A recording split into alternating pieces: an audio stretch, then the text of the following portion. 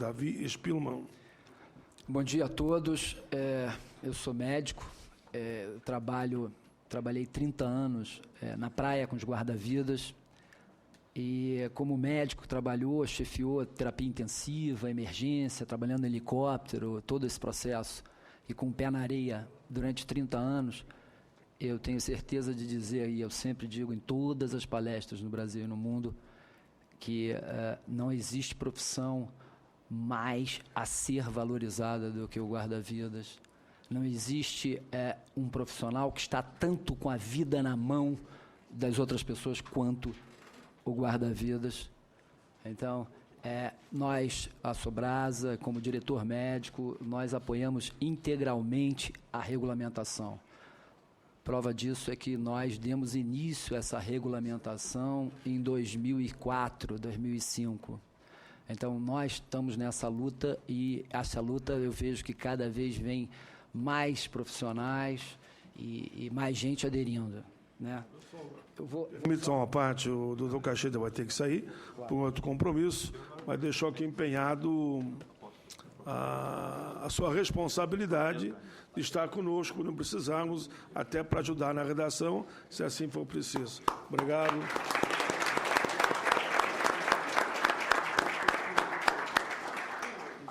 Continua. Obrigado. Essa é a realidade do Brasil.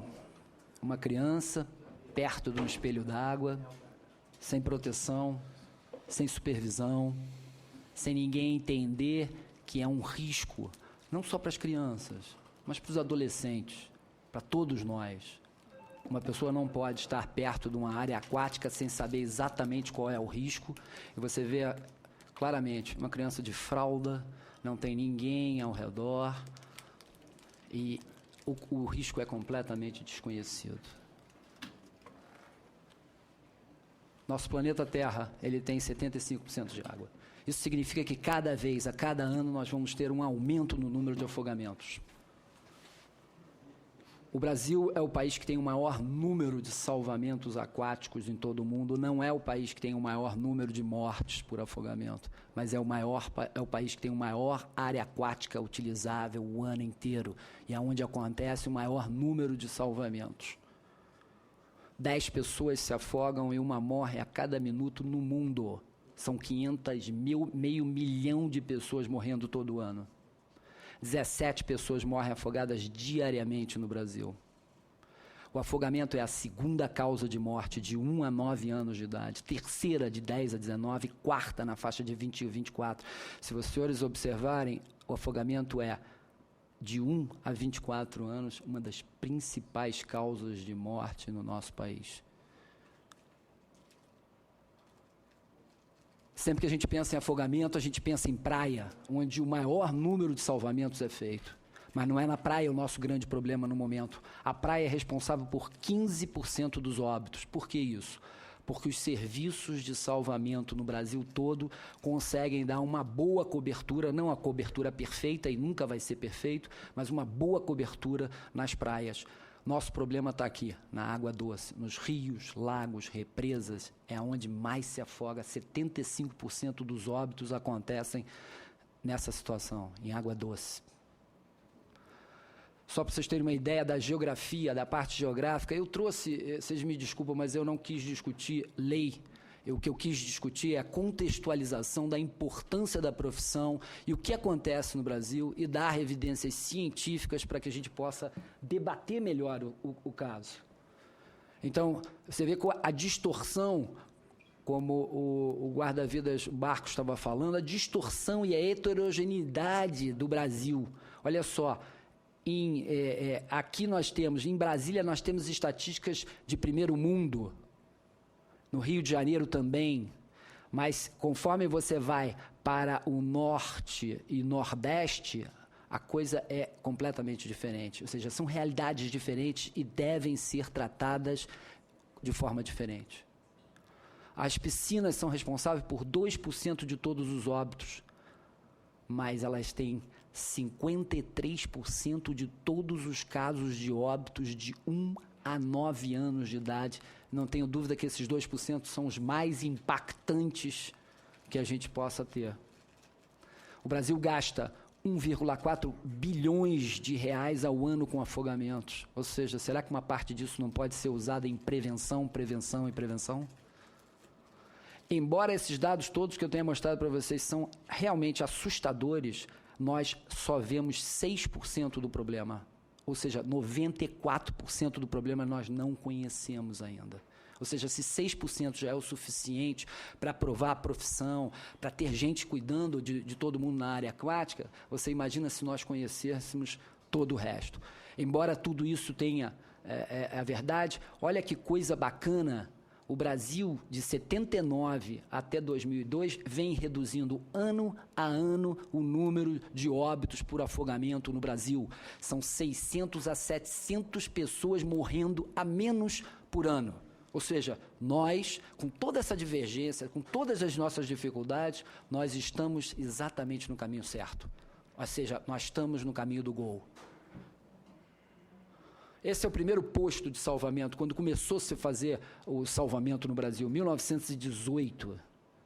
As primeiras ambulâncias a fazerem o salvamento no Brasil. Praia de Copacabana, 1958, como era feita uma ressuscitação. O que mudou daquela época para essa época? Hoje em dia, por exemplo, o feriado de 20 de janeiro na cidade do Rio de Janeiro, foram 3 milhões de pessoas na praia. 2.000 resgates realizados em um dia. Isso não existe no mundo inteiro. O máximo que se realiza, se anota no Brasil, na Austrália, nos Estados Unidos, em países que têm fama de ser excelentes em salvamento, são 300 ou 400 num dia, no máximo. Foram feitos 2.000 socorros. Mas olha como é que muda a situação.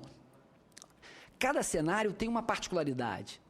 Né? Não tem como a gente comparar a praia, os riscos da praia com os riscos da piscina. São diferentes.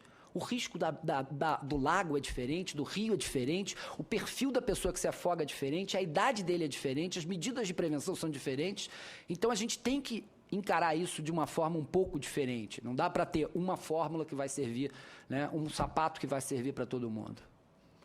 Olha só essa situação, Praia de Copacabana, 2,5 milhões de pessoas, a visita do Papa.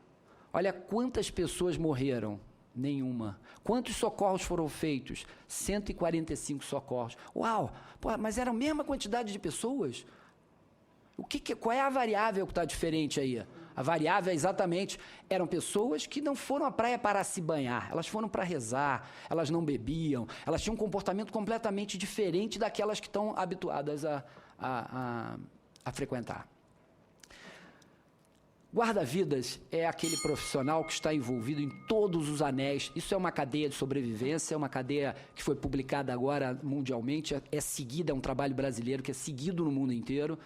O primeiro anel é a prevenção. O guarda-vidas, ele não é responsável por salvamento ou por primeiros socorros, ele é responsável por todo o resto. Ele tem muita responsabilidade. A responsabilidade dele pela prevenção é muito maior do que o salvamento. Olha só, eu trouxe aqui uma experiência de Santa Catarina no verão de 2013, 2014, onde foram feitas 1.565.000 intervenções. Olha quanto tem de prevenção, 99,9%. Ou seja, o guarda-vidas, ele trabalha 99,9% em prevenção. É um trabalho que não aparece se ele não anotar. Então, ele tem a obrigação de anotar. E quanto mais anotar, mais valoriza a profissão. E essa é a prova aqui, de 81 a 2003, na praia de Copacabana, quando foi colocado um número maior de guarda-vidas na praia, olha o que houve com o número de mortes. Foi caindo, até chegar a 0,1. Como a população vê o profissional? Ela vê exatamente assim. Ela vê nós salvando e fornecendo primeiros socorros. Mas não é essa a nossa profissão. A nossa profissão está aqui, ó.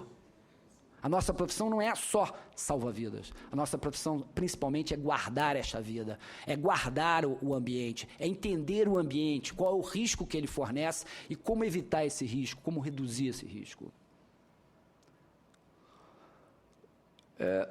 Como funciona o salvamento aquático no Brasil? Ele é baseado nos estados, nos corpos de bombeiros, os municípios autônomos, com parcerias com corpos de bombeiros, e alguns serviços particulares, principalmente piscinas e parques aquáticos, né?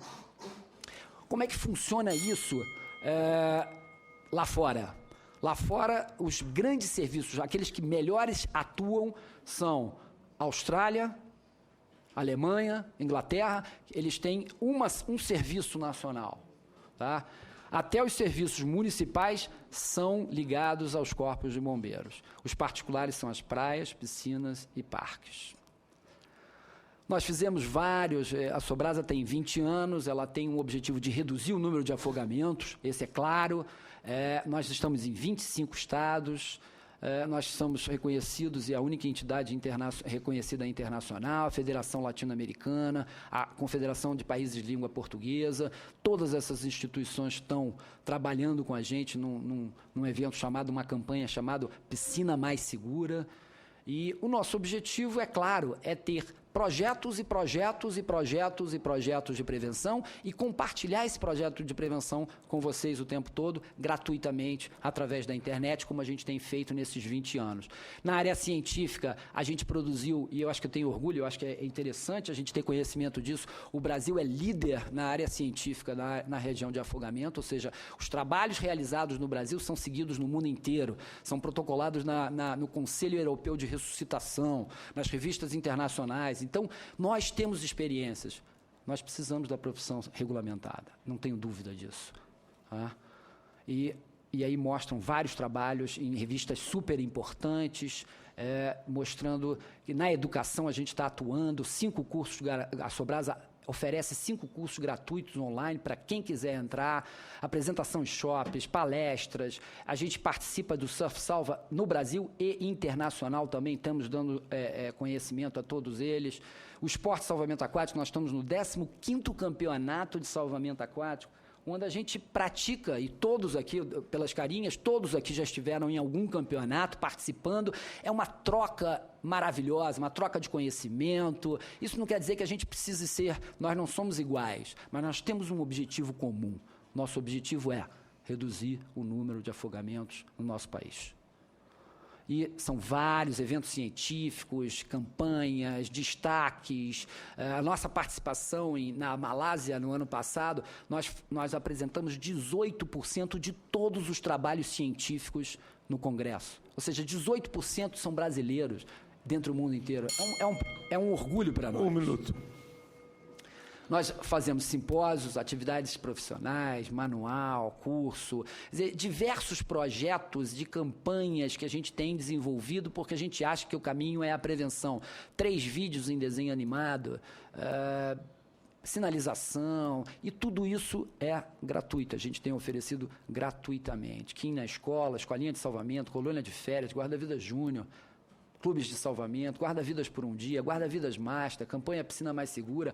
Agora, a gente elaborando a campanha Águas Mais Seguras, né, Gustavo? E acho que a gente vai ser uma campanha muito legal para o Brasil todo também. A gente disponibiliza isso tudo gratuitamente na internet, na nossa página. E eu acho assim, quais são os nossos maiores desafios? Primeiro, convencer a população que o afogamento pode acontecer. Enquanto a gente não convencer a população que o afogamento pode acontecer, nada será feito. A gente não consegue entregar a nossa prevenção. Tá? Essa é a barreira que a gente encontra entre o conhecimento e a capacidade de entregar esse conhecimento para quem precisa e para quem está sofrendo sobre risco. Eu queria concluir que o que nós não apoiamos, qualquer ação ou lei que reduza as medidas de prevenção e afogamento ou o ensino da natação no Brasil. Nós entendemos que a natação é a base de tudo. Qualquer medida, e aí eu concordo plenamente, qualquer medida que a gente, por exemplo, no Norte, encontre um salário, um teto mínimo que seja impraticável para o Norte ou para o Nordeste, inviabiliza a própria natação, inviabiliza o dono querer construir uma piscina. Eu acho que o guarda-vidas deve receber muito, mas a gente tem que entender a realidade que a gente vive e o passo a passo que a gente precisa. O que nós apoiamos? Qualquer ação ou lei que reduza os afogamentos no Brasil. E essa é a profissão de guarda-vidas que está no centro. O guarda-vidas é o centro de todo esse trabalho que a gente tem feito. Obrigado. Muito bem, Davi Spillmann, coordenador da Sociedade Brasileira de Salvamento Aquático. Rafael Lins Mendes de Lima, presidente da Academia Pernambucana de Salva-Vidas Civis. Bom dia a todos, bom dia à mesa, ao senador Paulo Paim e aos demais que estão compondo. O que foi falado aqui, né, pelos demais companheiros, presidente da associação, também o diretor da Sobrás, o doutor Davi, é também uma questão que lá em Pernambuco a gente também passa na questão da prevenção. Primeiro, os salva-vidas civis no estado de Pernambuco, em alguns estados até são favoráveis à questão do trabalho. Mas o que é que a gente passa lá? A gente passa por uma mão de obra escrava, tem guarda-vidas que não chega nem a R$1.000 o piso salarial, não tem direito à periculosidade ou salubridade, ou a qualquer tipo de equipamento para prevenção e o trabalho adequado. E o que é que acontece lá, senador? As praias de Posto de Galinhas, a qual eu trabalho lá, e do Cabo de Santo Agostinho, acontecem seleções simplificadas, a qual alguns oficiais do Corpo de Bombeiro colocam esses salva-vidas para trabalhar, mas não dão devido apoio. E aí, no caso, quem ganha o mérito não somos nós, e sim eles. E o que é que acontece? Os salva-vidas lá passam por várias situações e também não tem nenhum tipo de seguro de emprego na sua profissão. Como, por exemplo, lá na praia de Tamandaré, a gente tentou um projeto de colocar salva-vidas, que a imprensa não divulga, mas é uma praia que tem muito afogamento e não tem guarda-vidas. E o próprio pessoal da prevenção do Corpo de Bombeiro lá vetou os profissionais chamados salva-vidas porque disseram que nós não passávamos de nenhum profissional, no caso éramos civis, e não passávamos de umas meras boias, como se estivesse dizendo que o salva-vidas civil não tivesse valor. Mas somos nós, salva-vidas civis, eu creio que não só em Pernambuco, mas em todas as praias do Brasil, que sustenta e que dá o reforço e o devido apoio ao Corpo de Bombeiro. Porque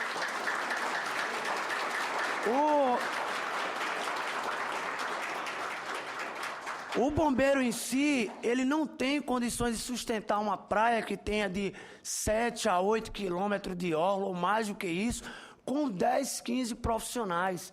Ou seja, nós é que fazemos o trabalho escravo, às vezes sem direito a um fundo de garantia, a um seguro-desemprego, ou até materiais de prevenção, e aonde quem ganha os méritos são eles. Então, é necessário a gente regulamentar a profissão, apreciando aí, né, os dois projetos de lei. Quero falar aqui que não sou contra nem o 66 nem a 42, mas é devido a apreciar os dois e ver qual que se enquadra melhor. Porque em Pernambuco, ano passado, tivemos uma redução no índice de afogamento através da lei estadual 15.240, a qual obrigatoriamente falava que tinha que ter guarda-vidas, salva-vidas em piscinas. Ou seja, antes dessa lei ser aprovada pela Câmara do Estado, a situação em Pernambuco, principalmente nos clubes, eram críticas e até hoje são abafadas pela imprensa, porque a gente teve muitos números de afogamentos de graus até críticos, quase chegando à morte. Tivemos, semana passada, antes dessa audiência, uma morte num hotel, onde a Lei 15.240 de Pernambuco, ela exige que o profissional esteja em escolas de natações ou clubes de uso coletivo ou privado, mas não em hotéis em condomínios, que também acontece inúmeros afogamentos, sem ter pessoas que façam a prevenção. É necessário, como foi falado anterior, a prevenção. O melhor profissional é aquele que previne e não que vai fazer o salvamento primeiro, mas é necessário um reconhecimento para essa classe que veste a camisa vermelha e amarela.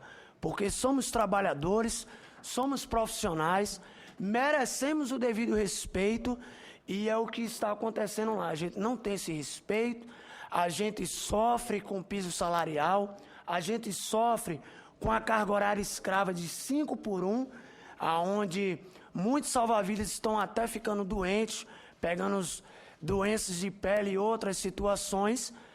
E fica aí a minha palavra e o meu apelo, como os meus amigos já têm falado anteriormente, para que se regulamente, porque essa nação a qual eu faço parte, tenho muito orgulho, não sou muito antigo no salvamento aquático, tenho apenas 4 anos, mas realmente, através dessas camisas amarelas que vestimos, é onde a gente previne muita morte, muito afogamento. E não só o corpo de bombeiro como quer aparecer de cara. E a gente, no caso, fica atrás do palco, sendo escravo deles e também não sendo reconhecido como devidamente a gente merece. Obrigado a todos e Deus abençoe. Pael Lins Mendes de Lima, presidente da Academia Pernambucana de Salva-Vidas Civis. Agora vamos para Alexandre Braga de Oliveira, presidente da Cooperativa de Trabalho Especializada em Salvamentos Aquáticos, Manutenção e Tratamento de Águas de Piscinas. Bom dia, Excelência. Bom dia, senhor senador Paulo Paim, deputado federal Nelson Pellegrino. Bom dia a todos os demais presentes aqui nesse auditório. Bom, o tema que eu gostaria de ressaltar aqui nessa manhã é justamente a questão do valor da vida humana. Como já foi dito aqui pelo Pedro Barreto, da Abasa, hoje as vidas humanas estão sendo jogadas aí na lata do lixo devido a essa maneira que criaram aí de sucatear a profissão dos salva-vidas civis. Voltando àquele assunto que o senhor senador falou de manhã sobre o trabalho escravo, sobre a terceirização, São Paulo sofre muito com a terceirização. Empresas que contratam profissionais, muitas vezes sem qualificação, os submetem a questões de salário baixo, trabalho com cargas excessivas, sem material de EPI, sem material de primeiros socorros, como eu já tive muitas vezes que sair para comprar material de primeiros socorros ou pedir em postos de saúde, doações, para que pudesse abastecer os postos de trabalho, né? E com isso a gente vê aí a necessidade da regulamentação da nossa profissão. Nós vemos aí que o Brasil é sim o 3º lugar em mortes por afogamento. Eu fiz um levantamento, rascunhei aqui antes de vir para cá. De 2009 para cá, na verdade, os números têm aumentado, não têm reduzido, né? Para vocês terem ideia, no ano de 2014 foram, sim, 6.487 mortes por afogamento. E nós temos aí, então, um número só no estado de São Paulo de 77 mortes por mês. Vamos calcular isso daí, então, vezes 12, e nós teremos aí mais de 1.000 pessoas que morrem por ano no estado de São Paulo. Nós temos também a questão do custo que essas mortes geram para a União, para o governo. Hoje nós temos aí um cálculo feito pela OMS, que diz que o Brasil gasta por ano, com mortes por afogamento, um valor na casa dos 550 milhões de reais. E aí, eu pergunto para vocês, meus senhores, quanto vale uma vida para vocês? O salário de um profissional, ele está sendo barganhado aí por R$ 1.900. Nós temos aqui o litoral de São Paulo, litoral norte de São Paulo. Os profissionais têm trabalhado desde o ano passado, na temporada do GVTD, né? Guarda-vida temporário por tempo determinado. E esses profissionais eles foram receber apenas 2 meses, o mês de dezembro e janeiro, no dia 7 agora que passou. Ou seja, eles trabalham praticamente de graça. Eles fazem isso, às vezes, por amor. Nós temos muito amor pela nossa profissão. Eu, muitas vezes, eu deixei de almoçar fora, no refeitório, para comer ali com a minha marmitinha na mão, olhando o posto de trabalho, porque faltava salva-vidas ali. E se eu saísse, poderia acontecer um acidente. O Brasil, ele necessita, sim, da regulamentação da nossa profissão, seja ela através do 66 ou do 42. Nós temos que valorizar o profissional. Mas não só o profissional, nós temos que valorizar também a vida das pessoas que frequentam essas piscinas, né? Nós tivemos aí um caso também de uma escola onde os professores de educação física simplesmente abandonaram o aluno dentro da piscina, trancaram e foram embora. Fechou a escola, né? Essa escola fica no bairro do Morumbi, um bairro nobre de São Paulo. Chegou a radiar até essa ocorrência aí nas redes sociais, na televisão. Então a gente vê a necessidade de um profissional de salvamento aquático. Nós estamos ali para prestar uma orientação, para prestar segurança, para prestar um socorro, né? Fazer um pronto atendimento no caso de um acidente, seja ele dentro do parque aquático ou fora. Muitas vezes ocorrem casos aí da vítima estar chegando no parque aquático, na piscina ou no clube, seja lá onde for, tropeçar, cair, bater a cabeça. E aí os senhores me dizem quem que vai atender essa ocorrência? O porteiro? Muitas vezes o porteiro não tem preparo para isso. Um professor de educação física, tudo bem, ele estudou ali fisiologia, anatomia, mas será que ele está preparado realmente para atender uma ocorrência ali de acidente, uma ocorrência real? Nós, profissionais de salvamento aquático, nós temos um treinamento superior, eu digo superior, porque nós somos colocados aí a um exercício muito mais pesado do que muitas vezes alguns profissionais da área de saúde, como também os próprios bombeiros. Nós temos que nadar 400 metros, fazer os 25 metros de apneia, ser craque em judô aquático, puxar a vítima para fora d'água, fazer os primeiros socorros e muitas vezes sequer temos equipamento de proteção individual. Nós temos aí colegas que, no ano passado nós tivemos um colega, se eu não me engano, foi do Círculo Militar, que faleceu vítima de câncer de pulmão, por trabalhar confinado numa piscina coberta, aquecida, inalando o gás tóxico produzido pelo cloro, pelos produtos químicos. Eu tenho um outro colega, é o Fernando de Paula. Ele tem catarata por falta de usar um EPI, aquele reflexo do sol na água, queimou a retina dele, né? E como se não bastasse isso, ele também tem câncer de pele, porque trabalhou sem EPI. Então eu vejo sim a necessidade da gente regulamentar a profissão, eu vejo também a necessidade da gente padronizar os cursos, o treinamento desses profissionais para que eles possam prestar um atendimento cada vez melhor para a população e aí sim realmente reduzir os números, né, de afogamentos no Brasil.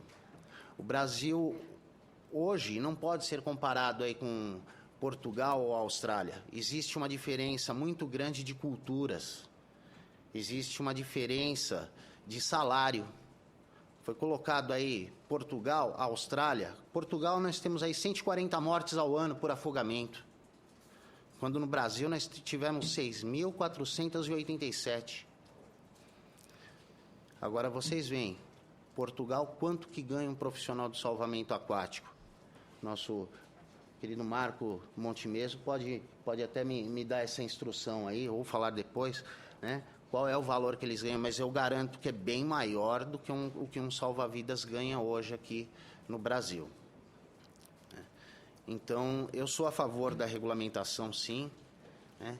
E gostaria muito que os senhores pensassem dessa maneira, né? Colocassem a questão da vida humana em primeiro lugar. Eu tenho filhos, creio que os senhores também têm filhos, e, poxa vida, eu tive um caso em família de um falecimento, uma criança que se afogou, né? E creio que algumas pessoas aqui também já tiveram esse tipo de problema.